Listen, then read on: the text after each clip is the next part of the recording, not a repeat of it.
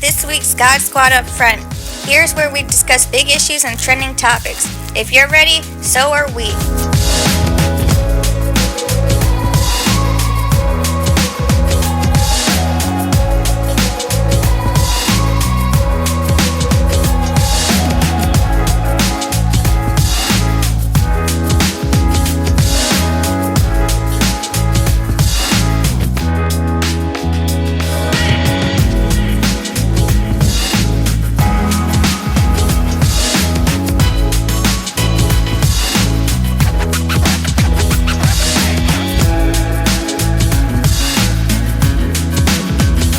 Welcome, Abdurrahman Al-Azouzi. Thank you, Khalila. Actually, Palestinians in Lebanon have been suffering since the day one they came here. It's very complicated situation here in Lebanon. So there are people who they welcome the Palestinians, and there are other people who they don't want them here. So we have like two groups of people in Lebanon who, which both of them are really affected by the Palestinians by a lot of topics, several things like their job, their working, Palestinians here in Lebanon, they are like in a jail. Although they are in Lebanon, they are not free to go wherever they want. They are not free to work. They are not free to do anything. Even the simplest job, they cannot work as a garbage man in Lebanon because they are Palestinians. They do not have any rights here in Lebanon. They are, even with the economic crisis here today in Lebanon, if a Lebanese normal person is working now today, the minimum amount of money a Lebanese can make in 1 month was $650. Okay, so today, after the economic crisis, it turned from $670, $650 to $60. Okay, the Lebanese pound dropped 90%. So the Lebanese people are working about for like $2 a day. Any Palestinian average is less than 50 cents. Is less than 50 cents a day. And I don't know how these people can live in such a situation like this. If you can, the media doesn't show how miserable these people and the way they are living here in Lebanon, and nobody is doing anything to do anything about this. Are they like invisible people? It sounds like they're just there. They are maybe worse than invisible people. Even you don't hear the voice. They can't do anything. They can't go. They can't go on social media. They don't have anything to do. They are just put like in big jails, what's called refugee camps, Palestinian refugee camps. We have several big refugee camps, like in North Lebanon, in Beirut, in South Lebanon, and in Saida Ain al-Hilwa, exactly. They are treated as if they are not human beings. They are only jailed there. They cannot own property. They cannot work. They cannot do anything. And there are like all the Palestinian camps, they are fed with drugs to make their community as miserable as possible, as if someone is working on making their lives as much miserable than it already is. So can they get citizenship? I'm sorry? Can a Palestinian get citizenship in Lebanon? No, of course not. It's not possible. It will never be possible, since the laws here in Lebanon do not let any Palestinian, even if his mother was Lebanese, He cannot get any citizenship. He cannot get the national ID. They are locked here in an infinite loop. They cannot do anything except travel from Lebanon, maybe to Europe, maybe to another country. But here they were like in 1948, they were like pushed away from Palestine, and they were thrown in Lebanon, and they do not want to do anything about them again. So we Let me have, ask you a question. Let me ask you a question. Okay, I'm an American, and if I want Lebanese, and my husband is Lebanese, if I want Lebanese citizenship, can I get it?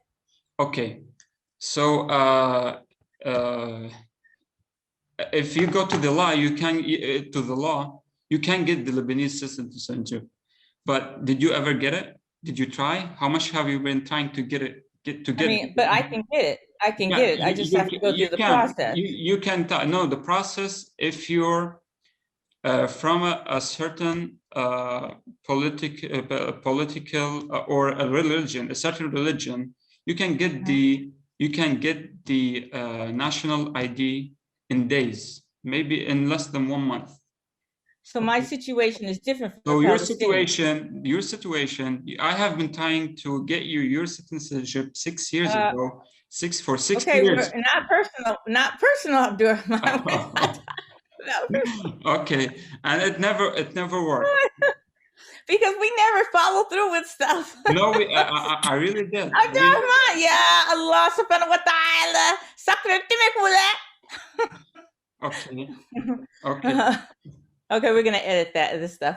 Okay. So my point is, okay, I'm an American. And my husband is Lebanese. Okay. I'm assuming that it's different between myself and a Palestinian. Yeah, of course. Yeah, of course. Eventually, if you followed, if you followed the rules and you bribe, maybe you can get what you want. But if you are a Palestinian, you will never get the Lebanese ID, even if you're born there and your father is born there and your great-grandfather is born there. You will never get it. So this is what the Palestinians. What is the rationale for that? What is their reason? Okay, so the reason is that they don't want. It's maybe what they pretend to say, that we don't want the Palestinian people to let the idea of going back to Palestine, since they deserve their land and they deserve to be in Palestine. They don't want them to get the Lebanese ID. Okay, so what are you doing? Are you helping them by not giving them jobs, by not letting them get property, by not letting them even do the simplest thing any human being should be doing? I mean, okay, you're right. You want them to go back. It's their land. They should go to Palestine. Okay, but what are you doing about it? Are you fighting for them? No. Are you helping them? No. Are you making their life miserable? Yes. Are you making them leave Lebanon and go somewhere else and be another person and forgetting about Palestine? Yes, you are doing this. So, I mean, there's no good reason for whatever being done to Palestinians here in Lebanon. There is no good explanation for what's happening here.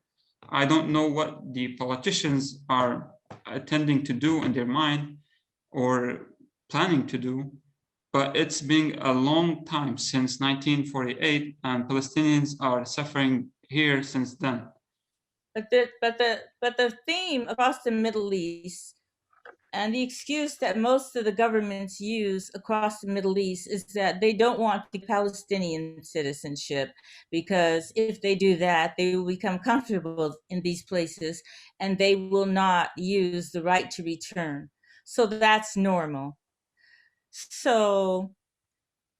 Okay, do you think like jailing them in big refugee camps is normal? Do you think no. Do you think not letting them have the simplest right to work, to have a job, to own a property, even if it's for an amount of time, like you don't have to make it forever, but at least let them own something. You cannot even buy a car if you're a Palestinian. You cannot buy anything. You can't do anything here. You are literally in a big jail.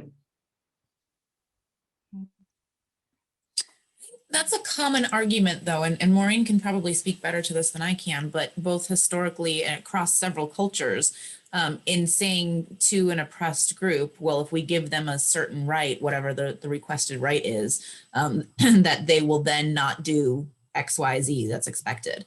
And I think that's a very common way of maintaining sort of power and oppression over people. The fact, the way that I see it is that you look across the world and you see a particular group of people that have suffered for what, 50 years, and that there's no homeland that they can call theirs. And the United States has gone even further to saying that they don't have a homeland, therefore you can't even investigate crimes against them. It's like hitting someone with a car and saying, well, there's no body, therefore there's no crime. And I think what Abdurrahman is saying, that you can't have a house, you can't have a car, we're not going to recognize your existence. Even every single crisis happened in this country, they always blame the refugees.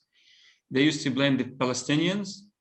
They always used to blame the Palestinians. And after what happened in Syria, now they are blaming both the Palestinians and the Syrians.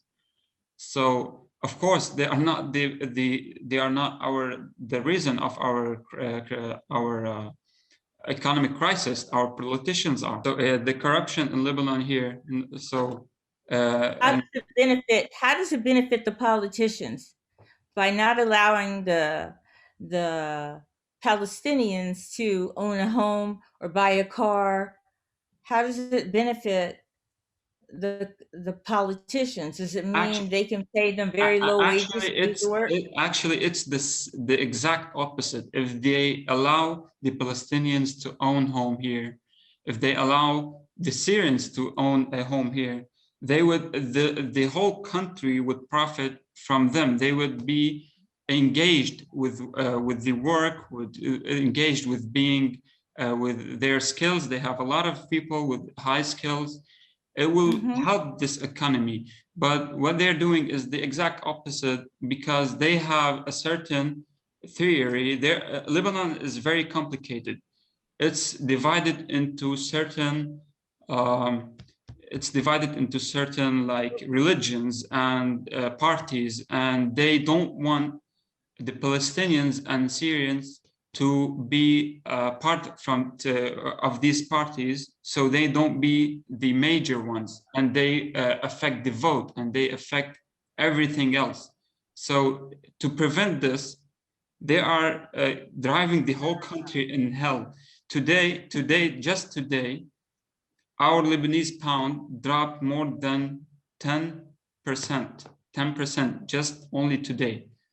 You can see over the news, people are fighting who used to be very comfortable with their lives, and according to the Arab countries, a rich country, they are fighting to get a bag of milk for their children. It's went viral. They are fighting every day to get oil, to get milk, to get food. It's something that Lebanon has never ever seen before. And what they always do, what happened in Lebanon is if you know something called a Ponzi scheme. Ponzi scheme is when the banks steal all your money by giving you high interest, and then suddenly you have nothing. This have never happened before, and now it happened in Lebanon. All the money people used to have in their banks is, whether you have $1 million or you have $10, it's gone. You have nothing. You cannot get a $1 from your bank account. Yeah. For all people, even for the Syrian people, even for the Palestinian people. And this is the main point. I mean, they let them open a bank account, and maybe they were trying to get interest on their money or stuff since they can't get work, and they stole all the money for all people, even Lebanese people, Syrian people, Palestinian people, every single living being in Lebanon, even people, Lebanese people outside Lebanon are more than people inside Lebanon. There are around 16 million Lebanese outside Lebanon, while there are only 5 million in Lebanon. So you cannot accuse. Yeah, Lebanese people, they live from exactly. They live from sending money from the people working in Europe, in USA, in Canada, in Australia. They send them money. This is why people here. This is how the Lebanese economy live, by sending money from the foreign countries. And now, after all these people send a lot of money over 30 years, all the money is gone. So let me understand. It's like someone from the United States sends what, $500 a month to their parents. And their parents go to the bank, and the bank says, no, there's no money. Yeah, they can't get their money. This is not what happened. What happened is they send them money. Okay, they work there and they send their money to Lebanon. Why? To benefit from the high interest. In Lebanon, they give you 20% interest. This is how never happened in the universe. 20% interest. Okay, so they encouraged people to put their money wherever they are in the banks and do nothing, just get interest on their money. So it was like a snowball. Everyone was sending everything they have, selling everything they have, and putting it in the Lebanese banks. And suddenly, in 2019, when it happened, they started to put interest on WhatsApp. So they wanted to put interest on WhatsApp, and people started to go on the streets and make. They were against this decision, and suddenly the banks stopped giving money for anybody. You have a bank account, you are in the United States, you send your money to Lebanon, you were benefiting from the high interest, and then suddenly you have nothing. Your money is worth nothing. If you want to take your money, you can't take it, but on the rate of 1,500 Lebanese lira, while the actual rate is 15,000 and whatsoever. So they actually stole all the bank accounts in Lebanon, except for the politicians. Okay, the thing that I don't understand is Lebanon is considered a Muslim country? No. Am I correct? Lebanon is not considered as a Muslim country. It's considered as 50 Muslims, 50 Christians. Even Christians are divided into 16 groups, 16 type of religion. So the point I wanted to say about majority. Okay, so the majority is Muslim Sunni, who are 33% of Lebanon. 33% of Lebanon is Muslim Sunni. And then you have the Shia, which are around maybe 32%.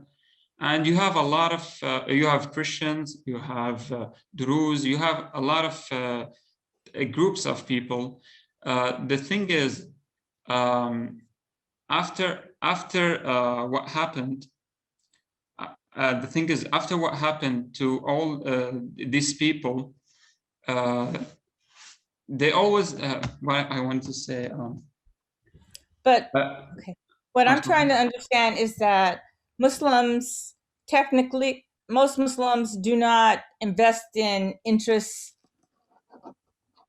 situations. Okay, they don't take interest. Like myself, when I put something, if I use my credit card, I have my bills.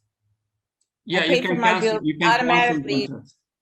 deducted at the end of the month so that I don't pay interest on what I purchase. Yeah. Okay, so what about the Muslims who were sending money to Lebanon for their families and they didn't have interest accounts? They Did their they families, were also bankrupt. They were also bankrupt. Everyone was bankrupt. how's that possible? They Nobody just said, knows. no, that's it. They just the money just disappeared. You can see a number. Okay. You can take a check with your money, but it doesn't buy anything. It doesn't buy. If you have $1 million and a check, it doesn't buy anything. So I have a question, because you said that the country is split sort of 50-50 Christian and Muslim, and that there's one of the reasons they're not giving Palestinians and Syrians ID cards and working rights is because they don't want religious change in the balance of power. Can you explain what it is that the Palestinians and Syrians would change in that balance if they had more rights? Yeah, so it would change the vote. It would change the government. It would change. You have like every party, every religion. They have their like part from the government. So if you're a Christian, like you can get this amount of politicians in the government. So what they want to do is they don't want them to have more votes to affect what they say demographics of Lebanon. So they want to keep it like this. They want to keep it 50-50, but the Christians are a lot less right now. Although they still have the 50% of the Class A jobs in Lebanon. So what's happening is in Lebanon, certain religions are expanding and others are decreasing, and they still like have the half piece of cake that Lebanon is. So you can see a lot of poor people and a lot of rich people. The people who are from certain religion, they can get very fancy jobs. They can get very fancy places in Lebanon, while the rest, they only get there are a lot of people that can share only the small amount of the other half. So this created a very big difference between people in Lebanon. So you see So the very rich. Basically, these very rich are the Christians Yeah. and the Jews. Oh, That's my question.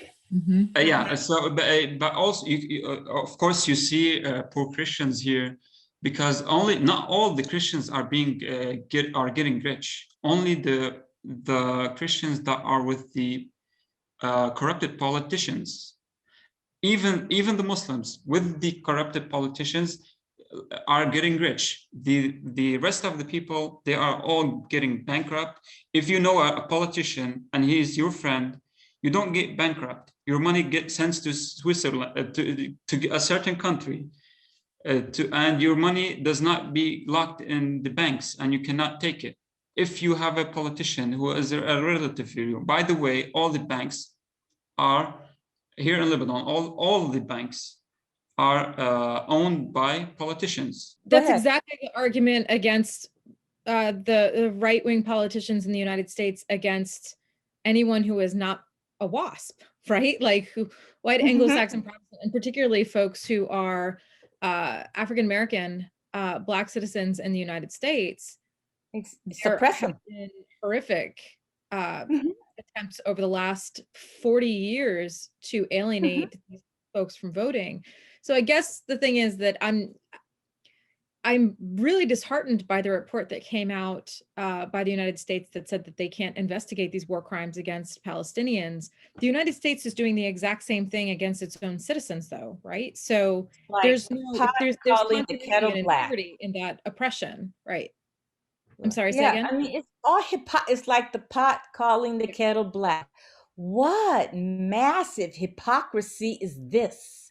Right. We are expected to believe that they're going to stand up for change. They're not going to stand up for change if they cannot change themselves. It's time for people to clean out their closets. I mean, clean out their closets. The Yeah. United States, we had an election here. We voted for change. But look at us now. We still have even Democrats that are voting like Republicans. We still have people waiting to get their checks, stimulus checks, because their kids are hungry. We still, George Floyd, he was killed. We have not really changed what's happening in police departments. We still have Black males getting shot in the back. The whole system has not changed. We still have, we voted to have a majority of Democrats inside of the Senate. We wanted to get rid of Trump, but we wanted to get rid of him in a way where he would feel it and we would have some comfort that justice prevailed, not prevail. So are we surprised that the United States would stand against a investigation of the Israelis? They give Israel $10 million a day, $10 million a day, every single day. And people here can't even get a stimulus check. They begrudge the citizens, the United States citizens, a stimulus check after all these months. They don't want to extend unemployment benefits, but they give $10 million a day, and every single Israeli citizen has been given a vaccine. Our money? This is our money. Our kids, our teachers. Well, What the hell is going on? What about us? there's the What lost about our values? I also don't love the fact that money is going to perpetuate war against women, men, and children, right? Like this is not a good use of money to harm other people. Yeah. So Our money's I hurting agree. and harming people. Yeah. People of color. Right. Katie, I'm And sorry. you're right on several fronts. So, the US does historically support Israel. We do send them an extravagant amount of money. And our response to Palestine has been less than stellar ever. But I think the response that we read from the US recently wasn't necessarily saying that what happened was right or wrong. The argument was that Israel is not part of the ICC and therefore not under their jurisdiction.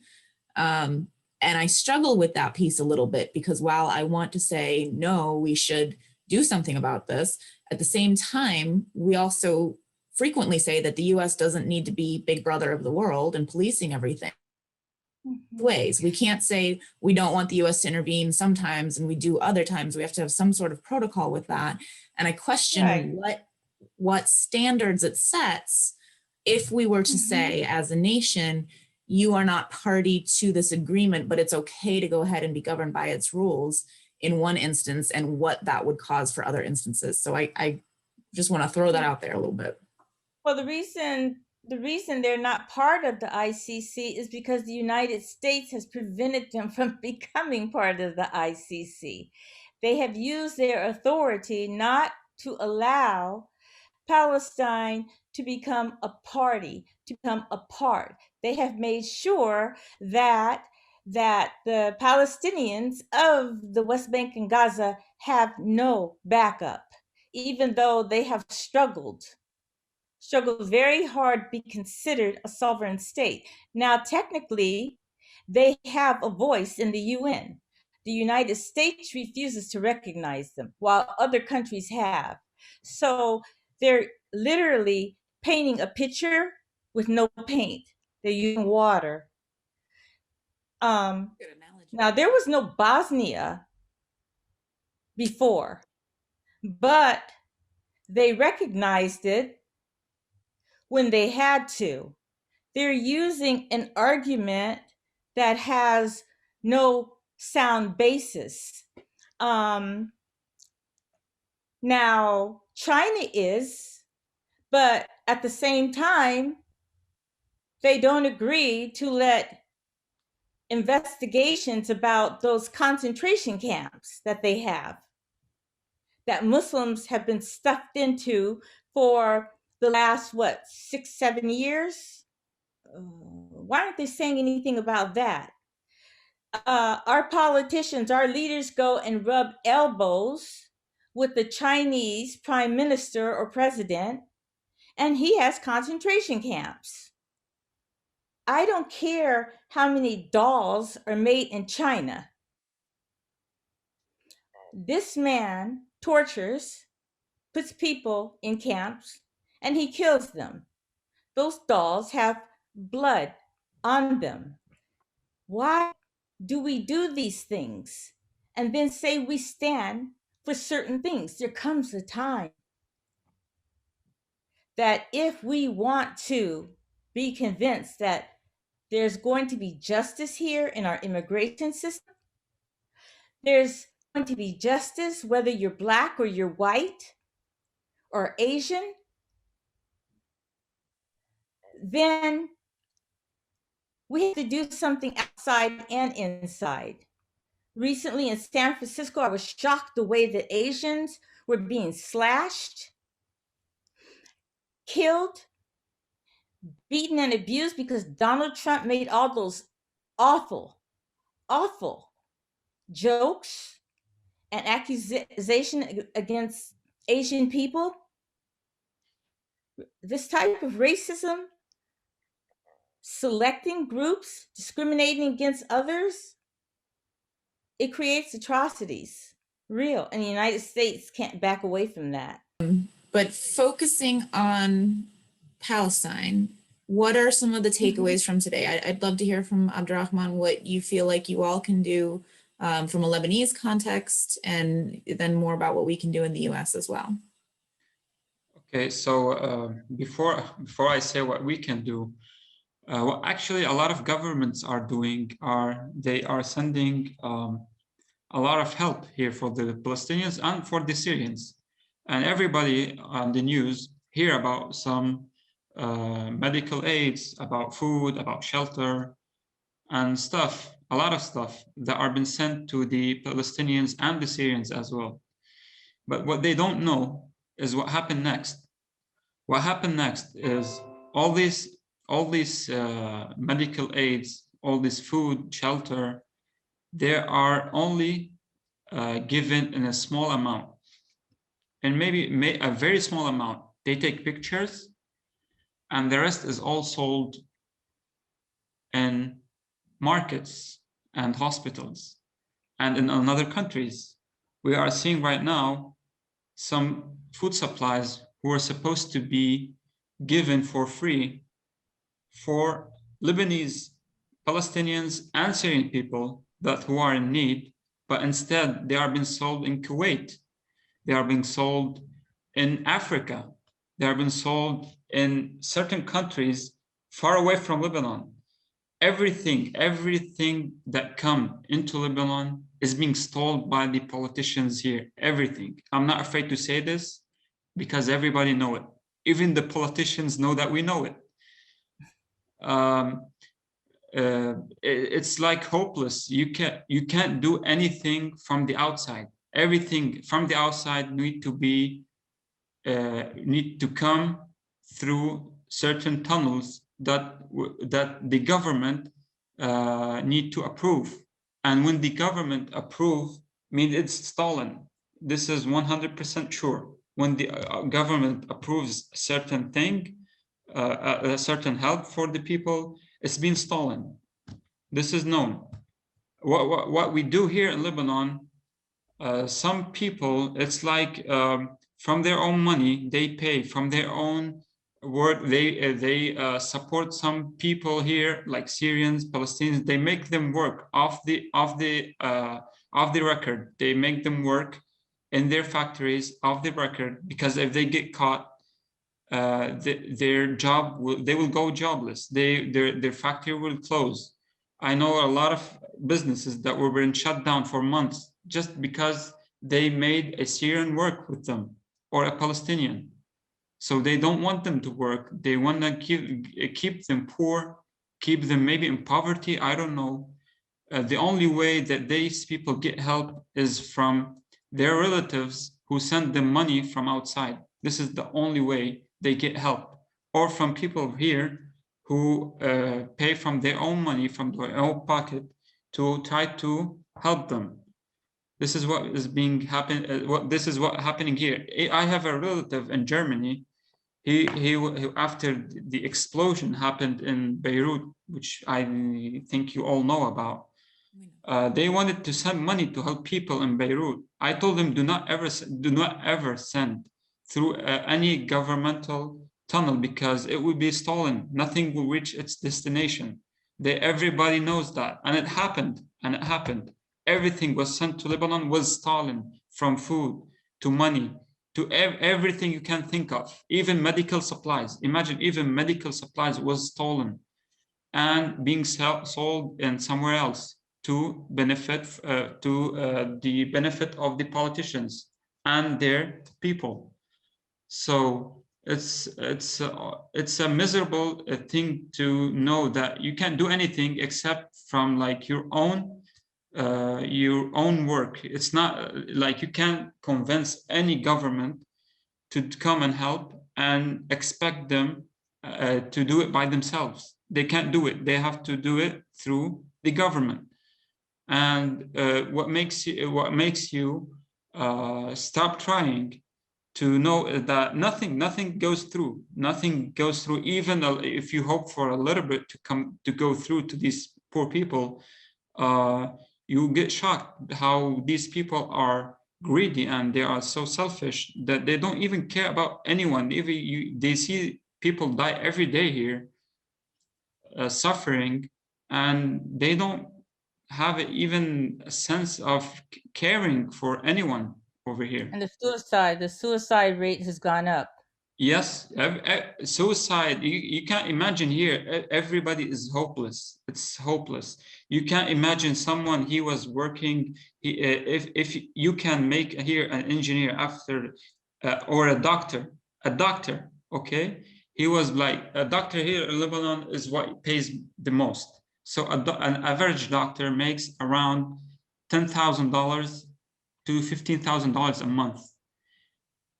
A specialist doctor, now they are all gone. We have no doctors in Lebanon. A very few are left here because they cannot, whatever they do, they cannot make around $600 to $700 after studying all these years, after going to the US, to Europe, outside to study, to get a high degree, to come back here to Lebanon and work. They are hopeless. I mean, they have the reason. They have the reason to leave the country, but we are left here with no doctors, no skilled workers. Everyone with a skilled work is leaving Lebanon. We are left here with hopeless people that cannot help themselves. Everyone with any degree is trying to get out of here, as if somebody is like trying to make the people here to live as miserable as they could. I mean, you have the Lebanese people can go to Canada in a very simple way. Even the what do you say about the Christian Khalila, the Christian, the Sheikh in Christian? What do they call them? The priest. Yeah. So he had to call the Australian embassy and the Canadian embassy and saying that you are taking all the people here, all the skilled people here. You are leaving us with no skilled workers. You are leaving us hopeless. You are leaving us with only old people that barely can work by themselves. So it's like, I don't know if it's talking about the priest or the Pope. The priest or the Pope? No, not the Pope. The priest. Yeah, so he's in Lebanon. He's like responsible for the Christian people. So when he see all the Christians, they can get the visa so easily, a lot easier than others in Lebanon. So Right. they are all leaving. They are all leaving. They are like left here with nobody. They are left like when you see all your children immigrating and left, you have nobody else to rely on. It really hurts. You really feel hurt about this. So especially in Lebanon, I don't know if the United States it's okay, but here in Lebanon, when you like raise your child, we have a combination. We have a family combination that it's very strong. Nobody pleases to see his children traveling away forever. Every dream of any single person in Lebanon, every single guy in Lebanon, his dream is to leave Lebanon forever. They don't want to come back. They don't want to see Lebanon ever again because they feel that they are living in hell over here. And what is helping? Who is doing this? It's our politicians, as if they want us to be losers, as if they want our country to be a loser country, a grade 3 country. I mean, I don't know what to say. I don't know what to say actually about you. We barely are trying to provide us food for us. Okay, so how do you think we are going to be thinking about the Palestinians and about the Syrians when the Lebanese people even they don't have food? They can't find food. I have some. I don't. Maybe I didn't tell you. I'm an internet dispute. I'm an ISP, internet service provider. I provide internet for a lot of people here in Lebanon, and I see a lot of people. I have many connections here, and I know a lot of people. I mean, they can barely pay for their lunch.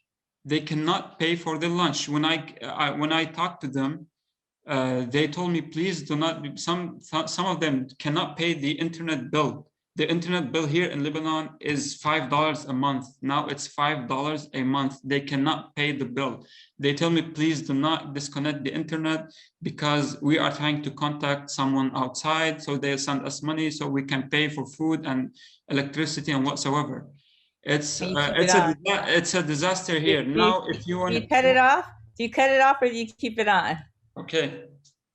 Khalila, you're making me be quiet a lot. Okay, Khalila. I know you keep it on. Go ahead. Go ahead. Okay, so it's sad. It really is very sad. Yeah, I know. I mean, the thing is, when you find the Lebanese people, and I'm saying the majority of the Lebanese people, that they don't know if they will have lunch for tomorrow, or maybe if they can't pay for lunch for the day. The last thing is they're going to be thinking about other people. This is normal. Yeah. I mean, I know it's not selfish, but it's normal because they don't have anything to do.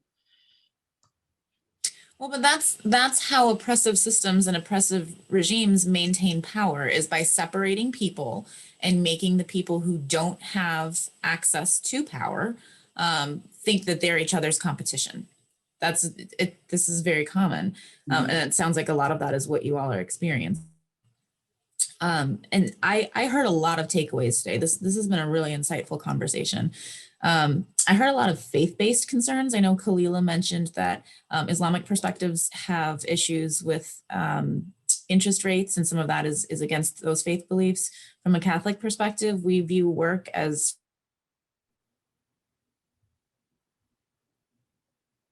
humanity, so that's distressing. And there's such complexity to this that I wish there was a simple answer that we could come up with and say, here's something we can do. But I think just starting to have these conversations and making sure that people are aware. I'm hearing a lot of interconnectedness between nations, again, which has come up in our conversations before, and how our votes here affect what happens in other places and affect people that we may never see or think about or have contact with. So I think that is a really powerful takeaway from today, is for us to be very mindful of how interconnected we all are.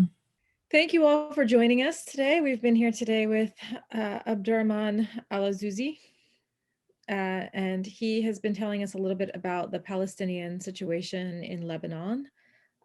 It's a pretty complex situation, and we will be talking about Palestine again next week. We hope that you will join us.